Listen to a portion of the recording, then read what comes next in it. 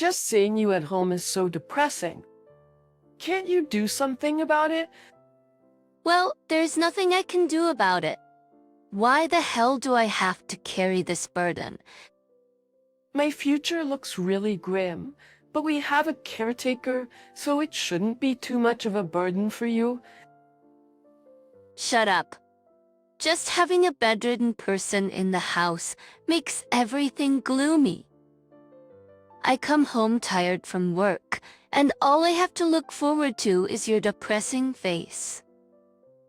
Seeing it just makes me feel more tired. His verbal abuse had been getting worse day by day. Every time he came home, I was subjected to this kind of treatment. My name is Olivia. I'm 35. We had been married for 7 years. 2 years ago, I fell down some stairs at a train station, severely injured my back, and my legs had been paralyzed ever since. I could hardly walk, and I was almost bedridden. To James, my husband, I must have seemed like a burden. The reason he didn't leave is likely because this house belonged to my dad. If it was his own house, he would certainly have kicked me out by now. His parents have already passed away, so he didn't have any relatives to go back to. That was the reason why he stays. I was working until I got injured, but had to quit when I couldn't commute anymore. But since last year, I'd been working from home. Well, it didn't pay as much as my previous job. It helped me get motivated by communicating with people outside of the house. But James didn't seem to like that either. What work can you do when you can't even manage the house? You barely earn anything. It doesn't count as working. I want to feel like I can do something too. Couldn't you at least support me a little? You're bedridden. Don't act high and mighty. You should take care of yourself before you think about working. I didn't need him to tell me that. I knew it all too well. I wish he could understand how frustrating and hard it is not to be able to move my body as I want to, but it seemed that's too much to ask. But a housekeeper took care of the house, and a caretaker took care of me, so I was not bothering him. After I became disabled, my dad made sure that I wouldn't be too much of a burden on James. My dad used to run several companies and had a considerable amount of wealth. So I've never had to worry about money since I was a child, and now I was thinking that maybe the reason he married me was for that money. Before we got married, I thought he was a really kind person, and even after we got married, I thought we were a happy couple until I became disabled. But maybe that was just my wishful thinking. But sure, maybe I was just blinded. After we got married, he started to spend money recklessly. But being raised in a wealthy family, I thought it was normal for us to go to expensive restaurants and shop with my credit card. He was kind, and I thought someone with more money should pay for the costs. Actually, even though I felt something was wrong, I kept the lid on those feelings. Since I got injured, James had been treating me like a nuisance. He seemed like a completely different person. I had almost given up at this point. I knew I should consider whether it's okay to continue this marriage with such feelings, but I didn't want to worry my parents at the time, so I was hesitant to get a divorce. Actually, about a year ago, my dad started showing symptoms of dementia. For that reason, before the symptoms got worse, my dad retired from his work. Until then, my parents would often come to check on me, but that had become difficult. When they went out together, my dad often forcefully pulled my mom around, which seemed to be quite exhausting for her. That said, when my mom tried to go out, leaving my dad with the caregiver, his face showed extreme unease, making it hard for her to leave.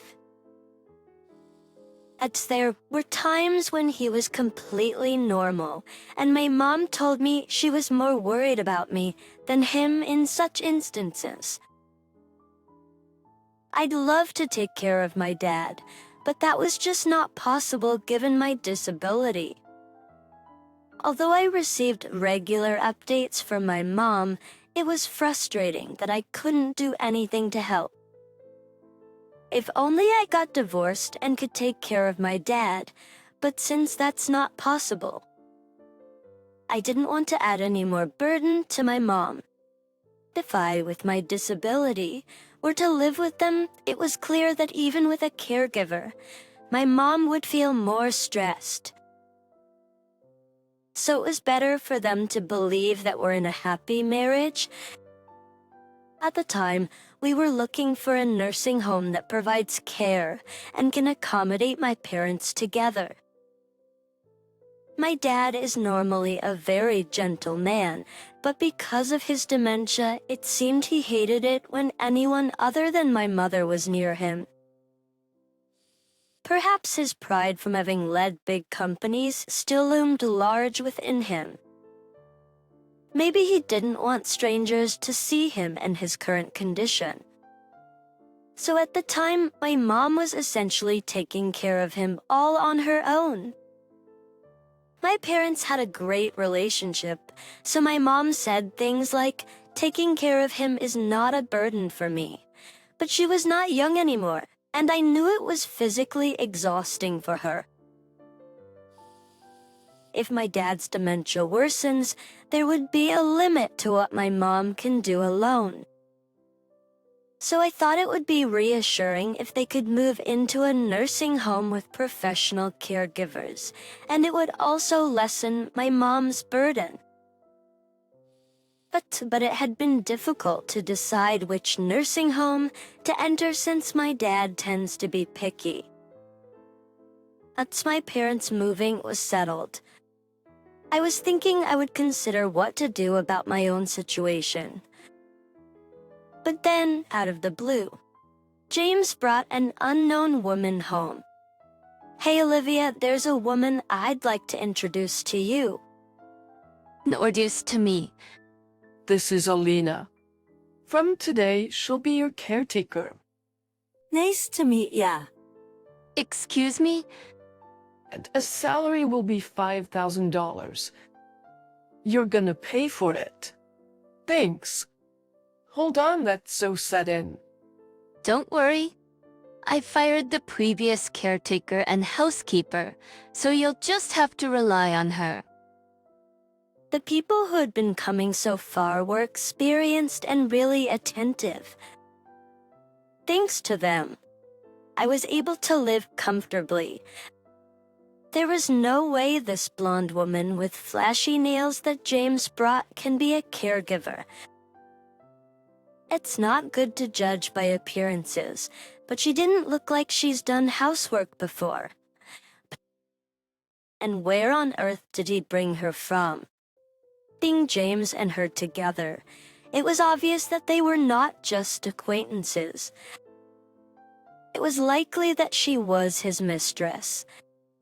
I'd had suspicions about him for a while. But with his recent verbal abuse, I had become detached from James and thought, whatever. I didn't want to stir up a new fight by confronting him and felt it would be too much trouble. But I never expected him to bring her home. What do you think about her? She's nice, right? Is she really a caregiver? I've never seen a caregiver with such flashy nails. They can even provide care and do housework with those nails. Hans went through the trouble to find her. Don't complain. James said that without any sign of guilt. What on earth was he thinking, wanting to have his mistress take care of me? I also couldn't understand why she came here even if James asked her to do so. Regardless, I had no intention of being taken care by James's mistress. Nor so. I didn't ask her to come here, so why do I have to pay her $5,000? It was absolutely beyond me. And just as I expected, Elena proved to be a woman completely incapable of housework. She only served ready-made meals, and she didn't even bother to warm them up, so they were served cold. Of course, she couldn't take care of me. Thanks to the modifications my dad made to the house after my injury, it was wheelchair accessible, which was great as I could move around if I tried hard enough. But I couldn't possibly bring myself to pay this utterly useless woman a salary. Elena, I can't pay you a salary. You can't cook, you barely clean. You even send my underwear to the dry cleaners, don't you? I'm not a pushover to pay a salary to someone who does nothing. If you want to get paid, get it directly from James. But James said you're the one who manages the money. And of course, I do. If I leave it to James, he would spend it recklessly. If you really want a salary, then you'll have to do these tasks. After saying that, I handed her a paper detailing all the housework and other tasks a caretaker should do. I told her if even one of these tasks is left undone, she wouldn't get a salary. When Elena read the paper I gave her, she exclaimed, "What the hell is this? This is clean every day, cook 3 meals for you, and do the laundry too.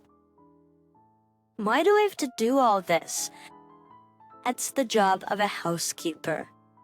James said just to feed you something, and then I could rest. There's no such thing as an easy job that pays well in this world. If you don't like it, leave right now." "Well, I can't do all this. I'm popular at the store." "Well, I can't do all this. I'm popular at the strip club. You know, I only came here because James said I could make easy money."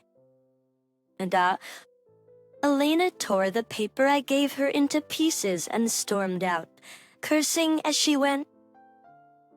After making sure she was gone, I contacted the housekeeper and the caretaker who had been helping me before. I apologized for the inconvenience and asked if they could come back, to which they readily agreed. However, when James came home that night, he berated me. What the hell are you thinking? "You're the one who brought her here without asking me. I have no reason to pay a salary to someone who is utterly useless." You're really a cheeky woman. You think you're all high and mighty because your dad is rich, don't you? I was at a loss for words when he said that. The fact that I was there as I was is undoubtedly because of my parents. The reason I had been able to live without any inconvenience even with this body is because my dad had been supporting me. But why should I be blamed by James for that?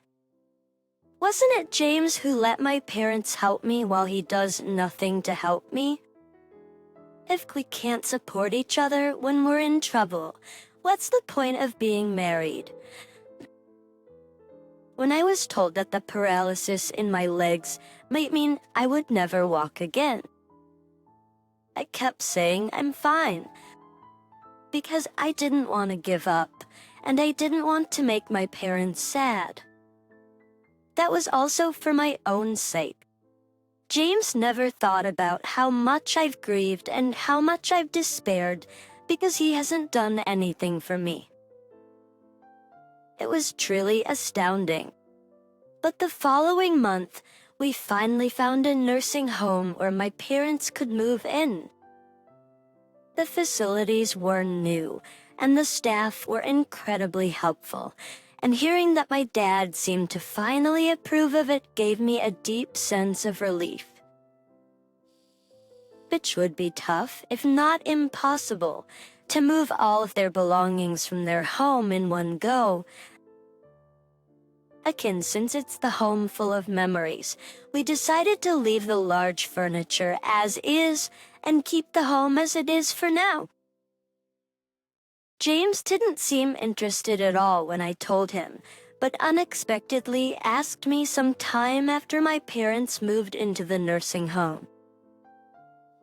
Hey, by the way, how much savings does your dementia dad have? Why are you asking that? Well, I'm one of the family members too, you know. It's better to grasp how much he has. Where does he keep his ATM card? The amount of savings is about $3 million. The ATM card is probably in a dresser at their home. My mom always kept it there. I see. Upon hearing my response, James was smirking. I didn't need to think twice about what he was plotting. The next morning, I woke up to find a filled divorce paper next to my pillow, and James was nowhere in sight. Given that all his clothes and other belongings were gone, he probably didn't go to work. I see. Well then, I should get going. I raised my head and got up, lifting my own legs. I'd been working hard on physical therapy after James left for work. Thanks to that, I'd regained the ability to walk a little bit about 2 months ago. But I didn't tell James. I had a hunch he was up to something, so I was watching his moves. As expected, it was not hard to imagine where he went. I called a taxi and headed there. Upon reaching my destination, I entered the house. Like from inside, I could hear the clattering noise of someone rummaging around. I approached the noise and looked from the shadows. Inside, of course, were James and Alina. It was my parents' house, and James was overturning every dresser in the house. It was as if a burglar had broken in. No, this was without a doubt the work of a burglar. Without alerting James and Alina, I quietly dialed 911. Hello, police. There's a burglar in my house. After making the report, I quietly stood in front of the room where they were. James finally noticed my presence and looked up. When he saw me, his face was as shocked as if he'd seen a ghost. What? Why? Hearing James's voice, Alina looked at me. Her reaction was exactly the same as James's. Well, I felt like saying, I'm not a ghost, but I figured they never expected me to be here, let alone that I could walk. Why are you here? And your legs, can you walk? I've been working really hard on physical therapy. Thanks to that, I can finally walk. Why didn't you tell me? I suspected you were up to something and was watching your moves. I never imagined you'd become a burglar, though. What are you talking about? Parents' house. It's not strange for me to be here. I'm your husband. You're a stranger to me. At my words, James looked puzzled. Honey, he was the one who wrote the divorce papers and left. On my way here. I submitted the divorce papers to the local government office. So he and I were officially strangers in every sense. When I saw those divorce papers, I genuinely felt relieved that I didn't have to go through the unnecessary hassle of asking him for a divorce. So, what are you two doing here? You've really made a mess of things, haven't you? We can't find the ATM card. For Dad's ATM card, What were you planning to do with it? it's $3 million. $3 million. It's unthinkable not to spend it, right? But it's my dad's money, isn't it? You've no right to spend it. Shut up! If we can find the ATM card, it's ours. But your company asks you in this day and age, there's no way they can withdraw a large sum of money from an ATM card under someone else's name. I thought this is what they mean when they say money blinds people. James seemed completely unaware of this. He seemed so obsessed with asking me where my father's money is that he had lost sight of the real issue, or perhaps he was just an idiot. Probably both. You know you can't withdraw a lot of money just with an ATM card, right? You will need to see a bank teller. Do we? What about my dad's identification? Even if you were to take my dad's ID, the bank won't accept it. These days, you can't withdraw money without verification from the account holder. Why? Both of them stopped their search and looked at me. It seemed they really hadn't thought that far ahead.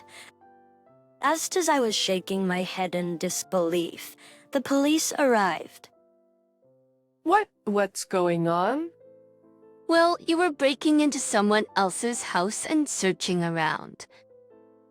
Anyone would call the police, wouldn't they? You tell you, Devu?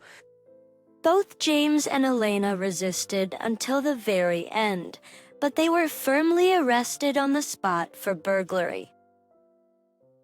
Afterwards, as the theft was attempted but not completed, they were only charged with trespassing and given a suspended sentence.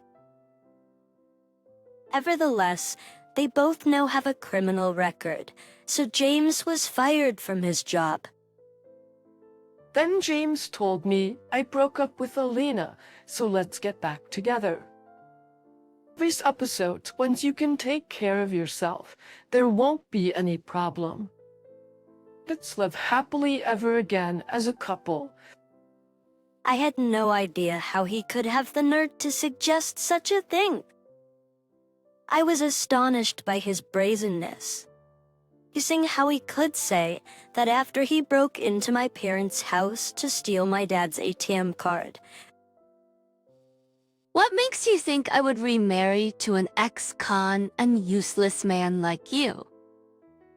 But you're still in love with me, aren't you? That's why you didn't divorce me, no matter what I said, right? Of course not. I've given up on you a long time ago. I was just thinking about the best timing to divorce you. I never thought you would break into my house, but I now fully understand that you're truly the worst person.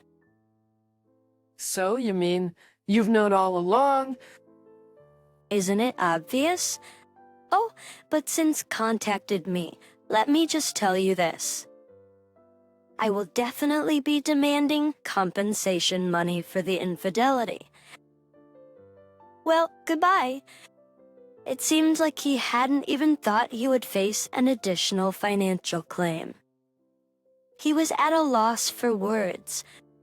After that, I went through my lawyer to firmly demand compensation money. James, having a criminal record, struggled to find a job again and was living in a cheap apartment. As to pay the compensation money, he was working part-time jobs from early morning until late at night, living a very poor life. Elena was shocked to be claimed for compensation money, something she had never even considered. She rushed to my lawyer's office, looking pale, as soon as she saw the document sent by my lawyer. The strip club where she used to work was no longer an option for her, as she had quit the job after having a fight with her colleagues, believing James's empty words, "I'll have some money soon."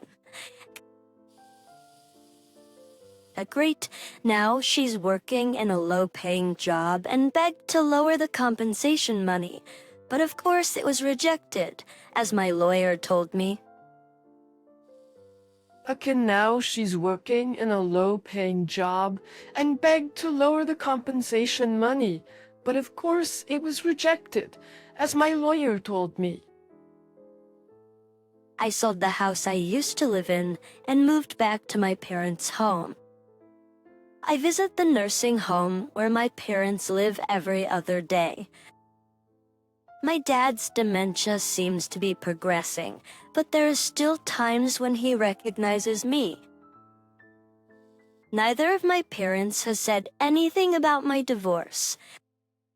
They told me that the most important thing is for me to be happy. Above all, they were truly overjoyed that I was able to walk again. I still can't run or do much physical activity, so I intend to continue with physical therapy. I'm nothing but grateful to my parents who have always supported me. That from now on, I plan to reciprocate the love from my parents in every possible way.